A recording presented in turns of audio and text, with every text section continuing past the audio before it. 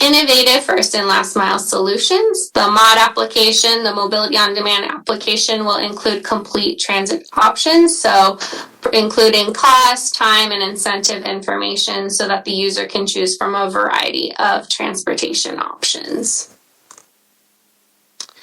Connected vehicles and infrastructure. The MOD and traffic signal network will seamlessly integrate with these new communication systems as they emerge. So upgrading the traffic signal network to 5G, fiber optic, or a combination thereof in order to obtain the speed and latency needed to support connected vehicles, including GPS-based preemption for emergency responders. So in summary, as the region contemplates how it will invest in its transportation in the future, it has a choice between a plan that continues the unsustainable status quo or better aligns with future technological and community values. So this approach takes advantage of technological advancements to optimize current system performance and travel equity in lieu of solely relying on infrastructure expansion solutions. It focuses on utilizing existing infrastructure to implement both supply and demand side solutions, thereby optimizing complex transportation and mobility issues. So thank you for your time and can open it up for discussion. Any questions, Chairman? Yes. Mr. Chairman, this is Tom. Lauren, this is a really complex issue, and I know the department has been studying this in detail with all the best minds available for a number of years now. One of the issues maybe you could address for the rest of the committee is this issue of induced traffic. One of the things that you hear on the other side of this argument about induced traffic is that actually much of the induced traffic is people saying, oh, I can take that trip now because I can get there easier, quicker, more directly, whatever it might be. And that's an economic driver. And the economic benefit,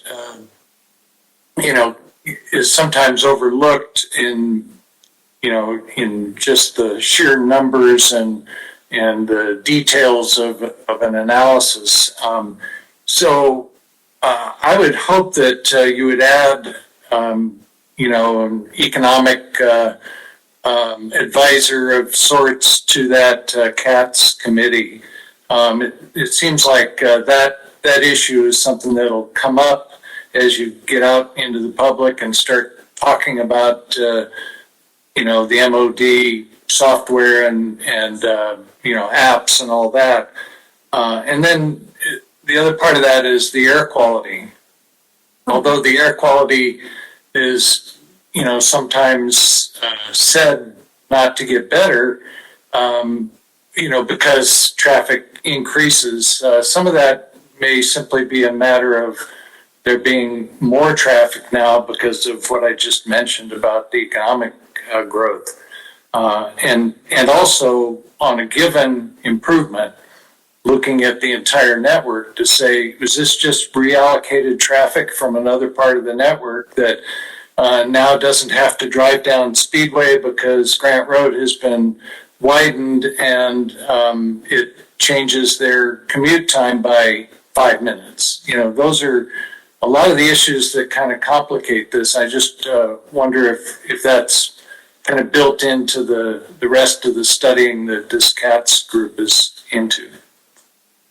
Yeah, thank you so much for your feedback. And as you stated, yes, this is a very, complex item to study and look at. And fortunately, with our collaboration with CATS, we do have, the Dynasty, the simulation software where we can look at all of these facets. We will definitely be having the outreach and stakeholder collaboration with, PDEQ. We've already had some discussions with as well. So each of those items that you discussed will be a part of this overall effort, and we will be looking into that in terms of the induced demand, but what are the other factors within that need to be considered as well. So yes, it'll be a part of the process. Well, speed it up, would you? Because we're going to need this for RTA next. It's going to be, lots of discussion and arguments, I think, about widening versus simply saying let it get more clogged up so that people will get into the buses, which is obviously a false argument. Mm-hmm. Thanks. Thank you so much. Yeah, I have a Ed, question for Lauren. Yes, Albert. Ed?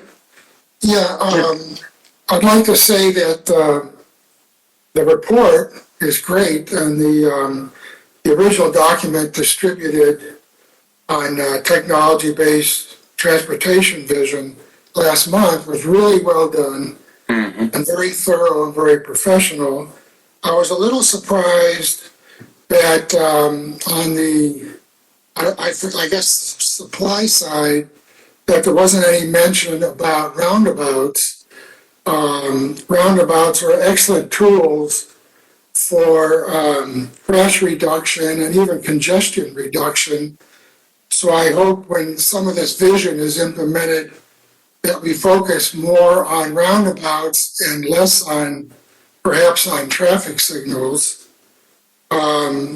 And I'd like to see maybe in the next follow-up where we talk about the increasing crash problem, if we could see some statistics, say the last 3 years.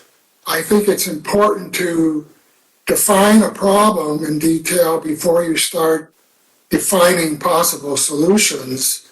So it might be interesting to see like a 3-year trend of fatal crashes, injury crashes, and property damage only crashes.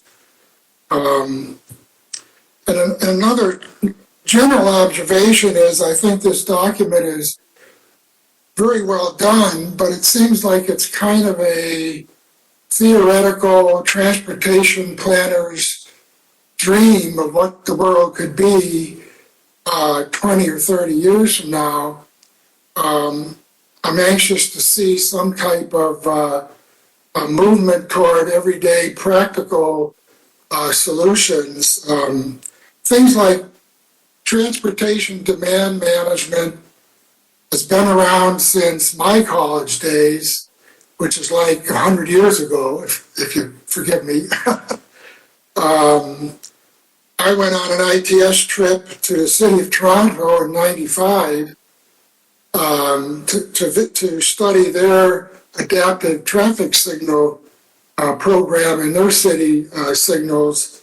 So that's been around a long time also, but that's very staff intensive and very infrastructure intensive. And things like connected vehicles is great, and I agree with that, but you're probably looking at 20 years from now before that technology is really implemented at a level that will have some impact. So I'd like to see us maybe in the future try to drill down into some practical street level applications like that road diet on that road that you showed us. I don't know where that's at, but road diets are something that are practical and can be implemented. But I'd like to see us really focus on roundabouts rather than traffic signals. I know some cities and some state DOTs, before they will install a new traffic signal, they make the requesting agency prove that a roundabout isn't better, cheaper, and safer in the future. Studies show roundabouts reduce fatalities in the 70 to 80% range compared to traffic signals. As much as I like traffic signals, I think roundabouts is really the present and the future way to go. So I'll end my observations there, and I appreciate your attentiveness. Thank you. Yeah, thank you. Go ahead. I I can just respond to some of that. Yeah, the intent of the vision document, again, you're very specifically outlining the roundabout as a potential solution, which it could potentially be. So the intent is to look at both the supply and the demand side options to see, and evaluate what the most, efficient and cost effective would be for various locations. And as part of that public outreach process, it would be to get that stakeholder feedback about those impediments and those concerns, as you mentioned, prior to just going directly to the solution for a specific location. So that will be a part of this process as well. And then continuing to look at, practical solutions, as you mentioned. So that'll all be embedded into this as well. Do you think you could give us some more detailed crash information in the future, future updates, like the last 3-year trends on fatalities and overall crash numbers in Pima County in general? Yes, absolutely. That can be provided. Thanks a lot, Lauren. I appreciate it. Thank you. Mr. Chairman? Yes. Yeah, this is John. This question is probably for Anna. Anna, has the Board of Supervisors weighed in on this whole, report and direction that the department's heading? Thank you, John, for that question. Yes, we shared the report also with the Board of Supervisors. It went to them first, and then we sent it to our advisory committee. We have actually met with 4. Lauren, correct me if I'm wrong, but I believe we met with 4 of the Board of Supervisors offices and gave this similar presentation to them and received feedback from them. So they have all seen it and provided their feedback. Similar questions, as we've seen here, specifics and education. Education has been a big comment back from them. How are we going to educate the public on these initiatives and strategies that we're going to do that? And how do we have that plan? Those are one of the biggest questions from several of the Board of Supervisors. Was the program presented as something the board had to formally act on, or just information? It's just information. This is a vision and a policy for the transportation department. It's how we're gonna, as Lauren moves forward with this and develop overarching strategies of how we inform our traffic standards, how we inform our policies and procedures in the transportation department. So it was presented as an information of how we are moving forward as we approach transportation issues. Thank you, Anna. You're welcome. Chair, I had a question for Lauren. Yes, please, go ahead. This is Lucretia. Lauren, I think if I saw the slide correctly, you had mentioned Marana being involved in the CATS program with the county. Is Oro Valley also involved? They don't particularly attend the meetings that I'm aware of, but in terms of just collaboration in general, that would be a part of the discussion. But they were not involved with the initial forming or the meetings that I'm aware of, at least currently. Thank you. Mr. Chair, this is Anna. I can add a little bit to it. All the jurisdictions are aware of CATS at the moment. Marana, ADOT, Pima County, and City of Tucson have provided dues funding for the CATS, and the other jurisdictions have not yet. But they're all invited to be participants and share in the regional information that comes out of CATS. Yeah, I had a question for Anna. Yes, Albert. Yeah, Anna, a lot of these things in the vision statement are going to be very staff intensive. And I know that with Michelle being involved in the roadway pavement maintenance program, and now she's a new division manager, Lauren basically is the only last active traffic engineer in the department.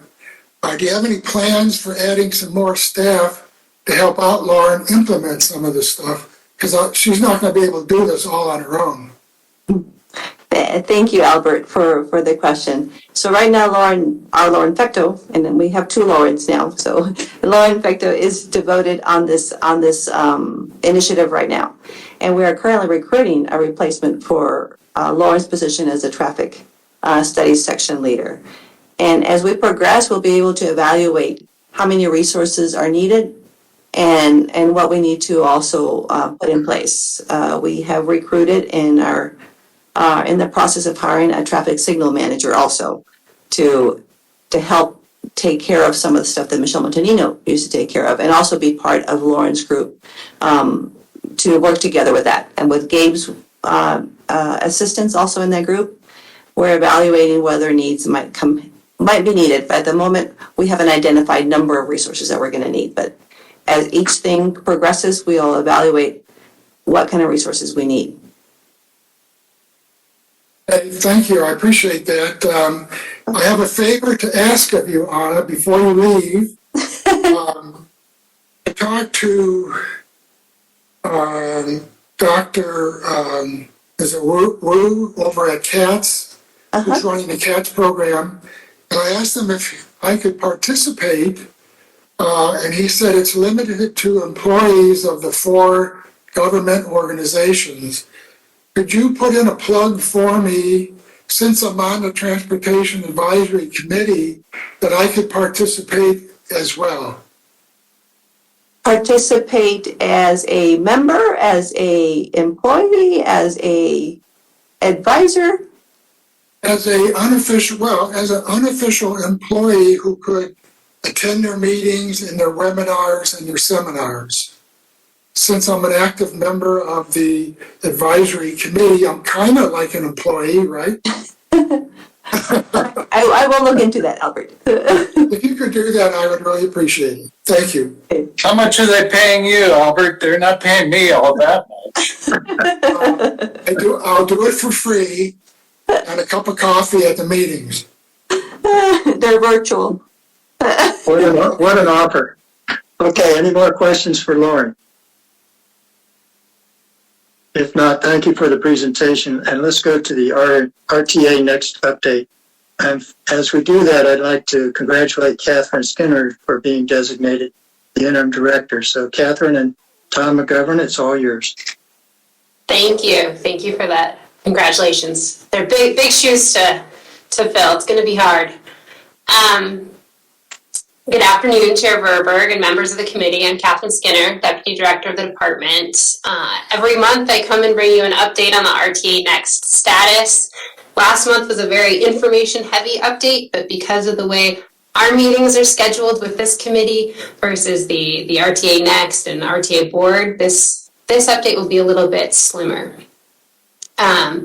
They haven't yet published the date of the next RTA CAC, Citizens Advisory Committee meeting, but based on Mr. McGovern's report last month, we're looking at April 4th as being the start of those CAC meetings again. So we're very excited for that process to be restarted. It's been a while since they've met, and I'll let Mr. McGovern chime in if that's changed once I finish the rest of this update.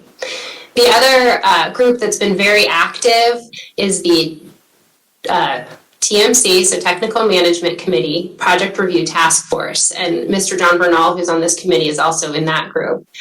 They're actively reviewing the remaining RTA roadway projects, looking at scope, looking at proposed changes in that scope. So far they have reviewed both the City of Tucson's First Avenue project as well as the county's First Avenue project. So the city's goes from Grant up to River, and the counties would be from Orange Grove to Ina. So they're diligently working every 2 weeks to meet, review projects, and they'll have a report that's forthcoming on the full package. The other item that was requested for us to update this committee on is the maintenance funding request for RTA Next. So some of you may recall that the county submitted their project proposal list to the RTA back in June of 2020. So very early days of COVID is when we put together our program, and it has not been updated since that time.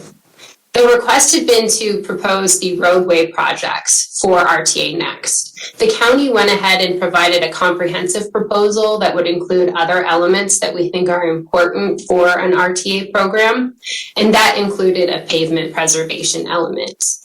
The value cost we put on that element was estimated at $383 million, and that was to cover just the unincorporated portion of the county, bringing the arterial and collector roadways up to an average pavement condition index of 80 and maintaining it for the duration of the 20-year program. So it would take 10 years to get to that 80, which is identical to what we've been working on with our 10-year plan. It should be a familiar number, but then keeping that funding for an additional 10 years.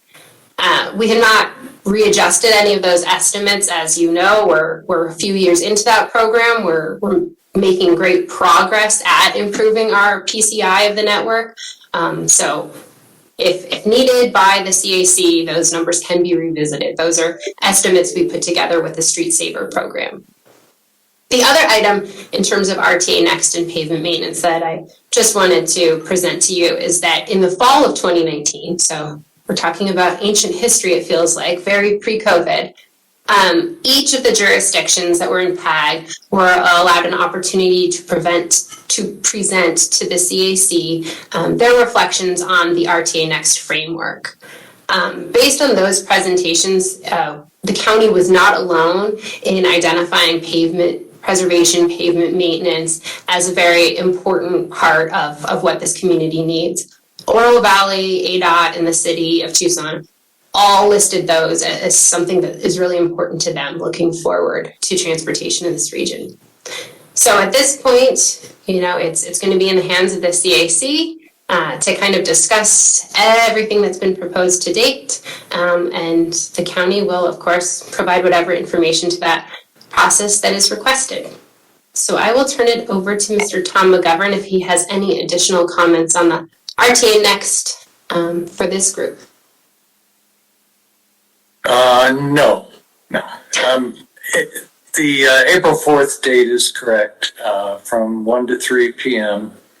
And it'll be available to the general public as well as the rest of the committee. It'll be a virtual meeting. We are expecting or hoping at least that the May 2nd meeting, I believe it's May 2nd, will be at least a hybrid meeting so that some in-person gathering of the committee will be available to us. The whole question of maintenance has a lot of angles to it, I guess. One of the angles that I've heard expressed by various members of the committee over the past few years, and we haven't talked about it all that much as a committee, but some of the points that have been made include whether just RTA projects should be included in any maintenance money that comes out of the RTA Next tax, should it pass. Whether any local streets belong in that package of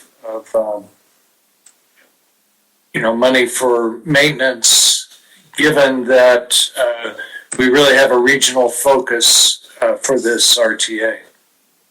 So that'll be a question, how much and what projects should be included. Should this include simply the new projects that are going to be in RTA Next, which may be a fairly minimal amount because although the ones built in the first few years of the project, of the 20-year plan, will need some work, but probably not total rebuilds. So the amount of cost needed to just maintain those that the public approves in the next election, may not be the direction we want to go either. So a lot of questions about maintenance, yes, but maintenance of what? So I'm certain that we will be asking the county and the other jurisdictions as well to come talk to us about that and help us understand where the needs are, what other funding you have traditionally used and anticipate using going forward, how we can leverage, in other words, any RTA money toward bringing the whole region's PCI up, to 80. That's about all I can add, I think, to the maintenance question, except that it'll be a big topic of discussion. I think that's all I have, Mr. Chair. Any questions for Catherine or Tom?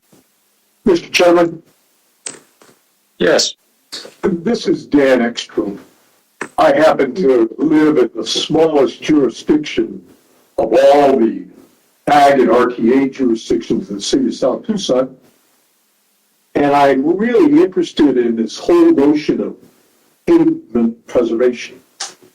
I know I was around when the original one was going. I wasn't an elected official then, but I helped it get passed by teaming it up with another item that was on the election back in May of 2006, right? Is that the date? Yep.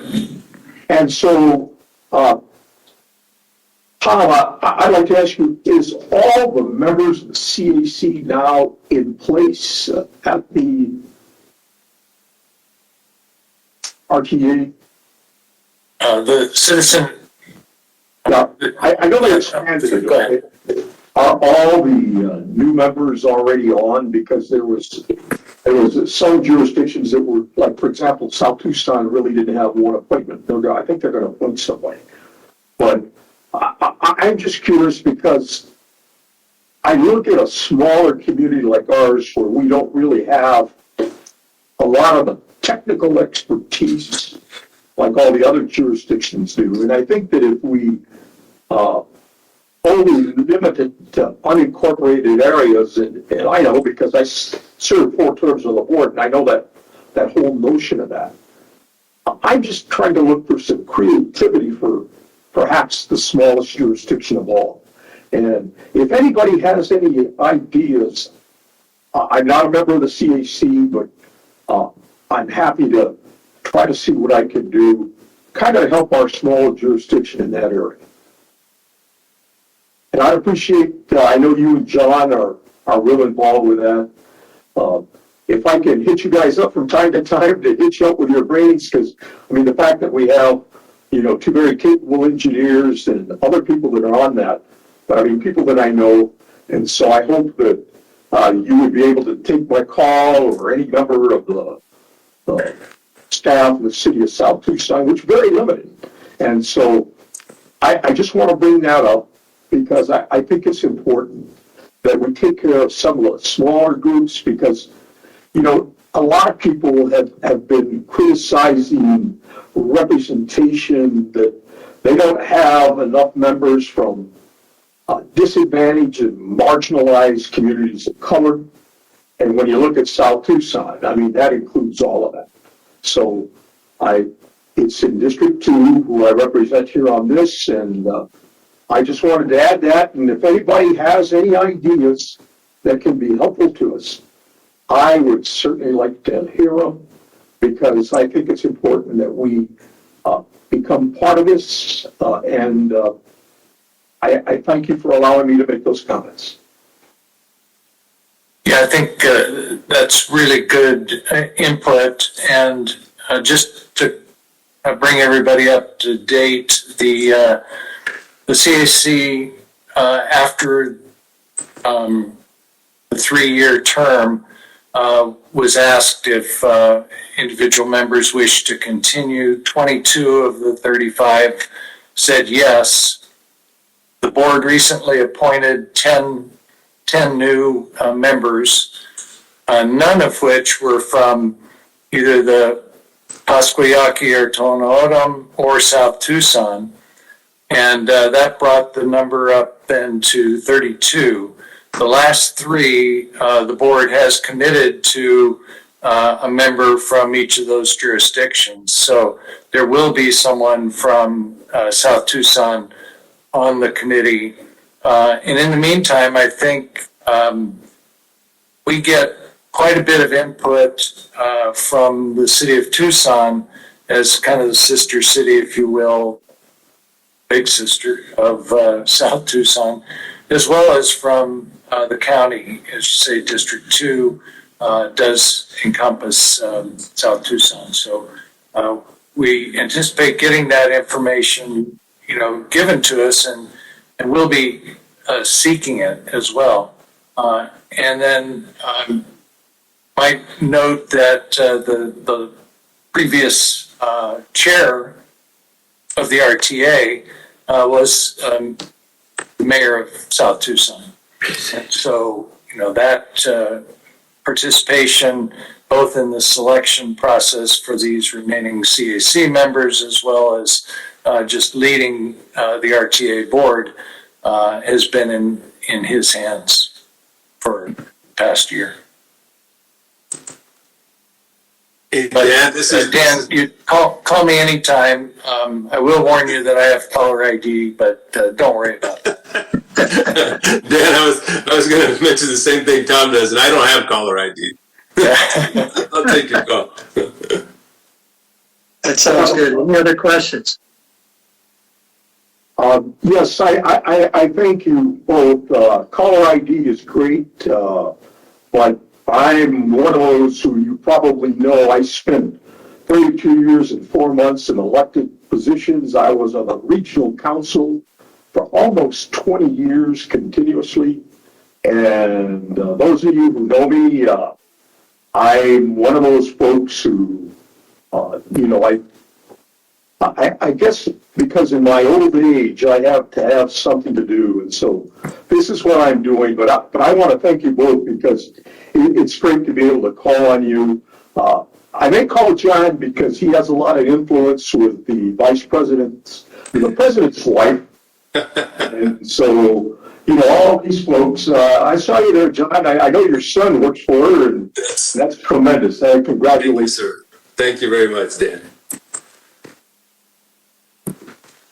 Okay, we're still open for questions if there are any additional ones. Otherwise, we'll move on to the next topic. Very good. Thank you to Catherine and Tom for an excellent report. Certainly filled out some lines for me, so appreciate what you've done. Okay, topics for future discussion. Does anyone have something they want to add in at this point? Mr. Chair? Yes. Tom Brosny? Yeah, Yes. I'm looking back at some of the past meetings, and we haven't had an update yet, or in the recent, probably about the last year, on the pavement treatment testing that's going on San Joaquin. The last survey data that was posted by the Department of Transportation was in May of last year. It's supposed to be updated they say in their webpage every 6 months. So if we could get an update from the Department of Transportation on that program, would appreciate it. Thank you. Sounds good. Director Anna, is that going to be feasible this next month? Hello, Chair Burberg. Yes, we can provide an update next month. Thank you. Very good. Any other topics for consideration?